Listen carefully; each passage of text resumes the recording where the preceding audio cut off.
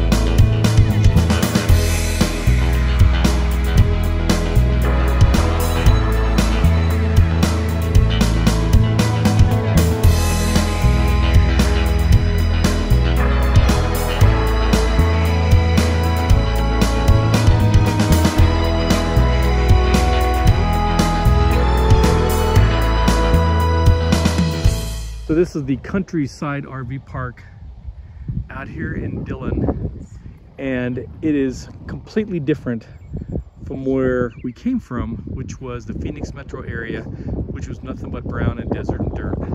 Now I get that a lot of people like the desert, especially if you're from Chicago or places like that, but if you were born in Phoenix like I was, and then you're coming out to a location like this where there's nothing but green, it is pretty dang awesome.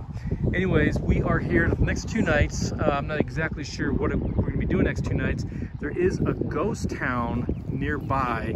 I do not think this is the ghost town, although we are going to check this out as I'm walking the dogs. And then of course there is actually a gravestone marker here that says, "Here lies Les Moore, shot 4 times with a Colt 44. I really don't know what this is. It's kept up. It's not dilapidated. It's got windows in it. They're not broken. There's like little rocking chairs out in the front, but it is padlocked. So I don't know. I have to ask the friend that's what this is, but I'm not sure if this is maybe a gift shop that's open in the summertime, which this is June. It's still not open. So I don't know. I'll have to ask the friend desk and see what this is. But it's a very nice area. It's a picnic table right here, and again, lots of green areas to the kids to run around and play. But I think the stay here is about $45 a night, full hookups, 50 amp. We got to pull through and a little close to the freeway. I mean, again, some people like that, some people don't. I honestly don't mind that. I mean, it's not like there's constant trucks going down the road all the time, and I like the close access of the RV park near the freeway. I'm gonna try to be quiet here and see if you can hear the actual freeway noise, and then you guys can decide for yourself whether you think it's obtrusive or not. I do not, but here you go.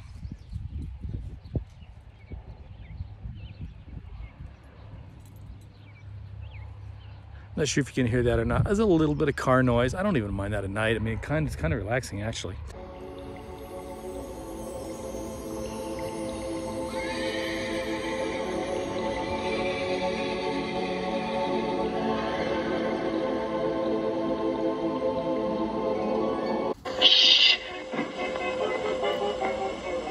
Close that door.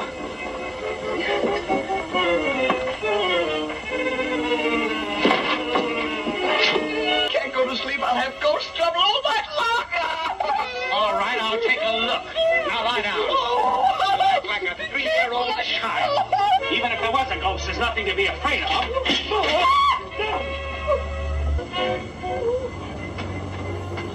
I told you there wasn't anyone out there.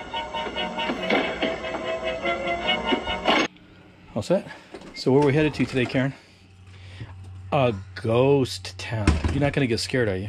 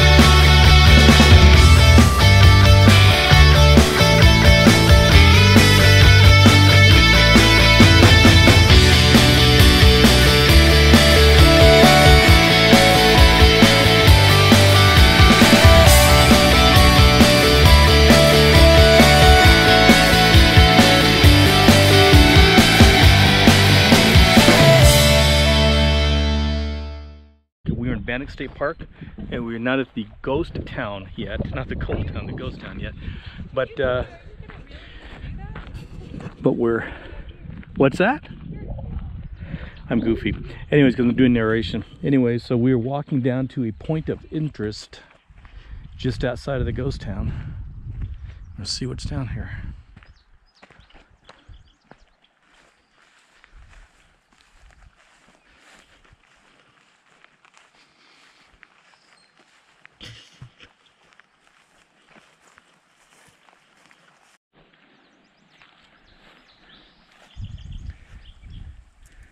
Well, this is really peaceful and serene.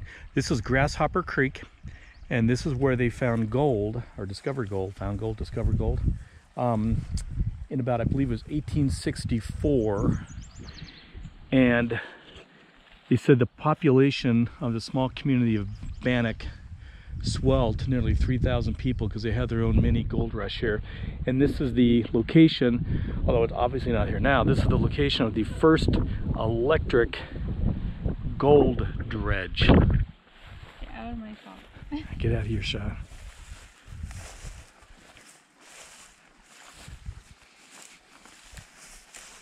See if I can walk in here without falling in.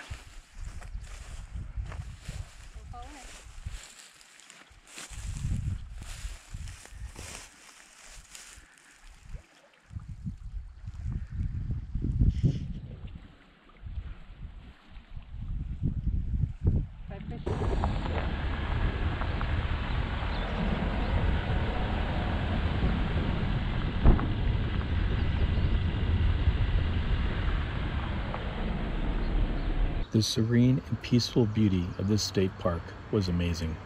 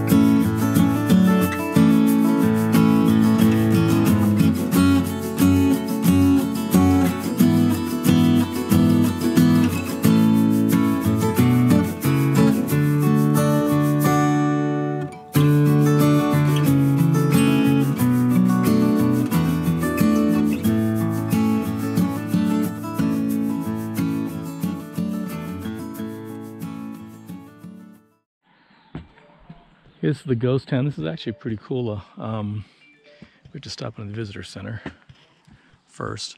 But they do allow dogs on leashes here, and they even supply poop bags. But this is really a beautiful, beautiful park.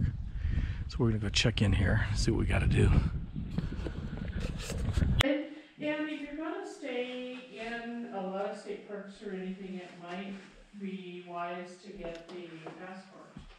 There's a 7-day passport for $35, and there's a $50 passport for a year. And those get you in, instead of paying $14 a night. This is one Ghost Adventures used when they did their hour show here. They did show that and nothing. This one is, these are our Ghost Walk actors. Oh, nice. And they always take a cast photo. This guy showed up in one of them. Now that's probably reflection from the fire, but it's still kind of fun. Yeah, I bet. And then this one I call her school teacher ghost because it's got the skirt flowing out and her head and her arm. And her arm going out to the thing. This one is really interesting. She was a photography student and she was trying to get her reflection in the doorknob. That's And just she not swore her. there was nobody standing by her. The Travel Channel. And it showed up when she developed it. You know, It looks like a woman. it Yeah, or a child, or some yeah. little It looked boy, like a some child. little girl. looks like a child. Yeah. This one's got a face in the window. Oh my Oh yeah, right goodness. there. Yeah, so who knows? So that was really interesting checking in. They showed us a bunch of photographs of the previous ghosts that they've happened to photograph here. And they also have a ghost walk tour, but the dates for that, it's not every single day. There's only certain dates that they do it on, and unfortunately we're not going to be here. This is our last full day here in the area, but they do have a ghost walk tour, and especially around Halloween. So, and again, there's some photographs of some potentially real ghosts here, so we'll have to see. There are also rattlesnakes here. I cannot get away from snakes, whether it's Phoenix, Arizona, or Montana. I cannot get away from snakes, but they do say there's rattlesnakes out here. And in fact, they said they found another one within the city yesterday. They had to remove it. So anyways, I'm gonna put this stuff back in the car here, and then we're gonna go take a tour. No rattlesnakes, but a baby bunny rabbit. Hey, that looks like a Masonic symbol on the top, the second floor of that building across the street, but boy, that looks super scary. Doesn't it look scary? Look off to your right. Oh my God. It's the next Stephen King novel.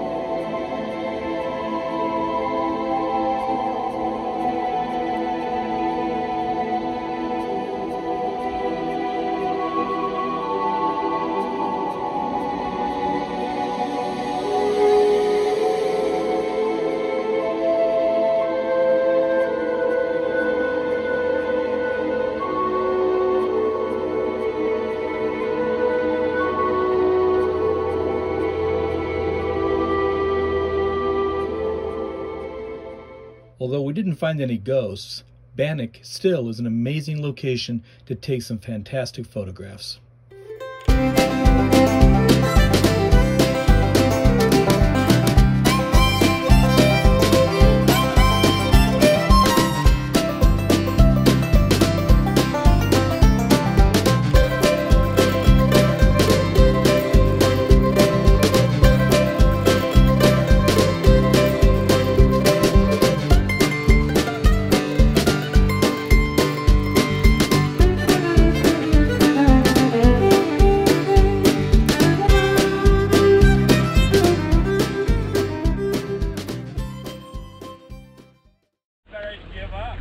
You're awesome. Thank you so much. Who would actually go hunting in a cemetery?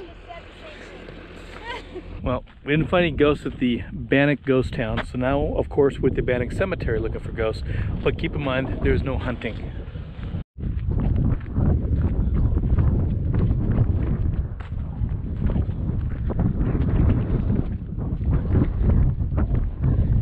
House Clements. It looks like he died at 28 years old in 1895 is what it looks like. This is grandmother Bissette. She lived in the town. They must have done they must have redone the stone, but Bissette was one of the houses that were owned within the Bannack town, so she must have been one of the original, yeah, 1898. 1839. Oh, this is another. Just 59 years old. This is another Bissette. Bissette must have been a famous family here for sure. Yeah. Born May 15th, 1882, died April 21st, 1897. There's a lot of people here that didn't live very long. A lot of people died in their 20s. That was a hard life. Months and 8 days. It's kind of like a little family plot right here. It is, Yeah. So look at this. This was a child. She was only a year old. That must have been the original marker. Oh, and someone's leaving toys. Little kid toys. And a penny. And then this is another I think another toy. I think the coins mean something, because I know that a lot of people leave coins for veterans, and like a quarter, a dime, a nickel, a penny, are all they're significant. Right. Well, and I just don't know that. If anybody knows what that means, send us a message or comment on it. But here's another gravestone. Again, this is just a child. Barely a month old. Barely a month old. And then someone's gone around and left little toys and stuffed animals and Matchbox cars. It's really sweet, actually. Robert Gray passed away in 1920. And then Susan E., wife of Robert N. Gray, passed away in 1903.